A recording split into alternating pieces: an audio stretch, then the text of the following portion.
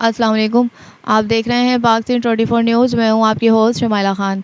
कराची से रिपोर्ट कर रहे हैं अब्दुल रऊफ़ शेख। नवाब शाह से आए हुए मुज़ाहिरीन ने एहतजाज करते हुए कहा है कि शाही निज़ाम नामंजूर, हमें इंसाफ फराहम किया जाए। गाँव के बासर वडेरे और फ़ौज में तैनात एक अमलदार ने हमारी ज़मीनों पर कब्ज़ा किया हुआ है और हमारे ऊपर कातिलाना हमला भी किया, जिसमें हम बच गए। हम IG सिंध और CM सिंध मुराद अली शाह और चीफ जस्टिस सिंध अहमद अली साहब और चीफ जस्टिस सुप्रीम कोर्ट से मुतालबा करते हैं कि हमारे साथ इंसाफ किया जाए और बासर अफराद के ख़िलाफ़ कानूनी कार्रवाई की जाए।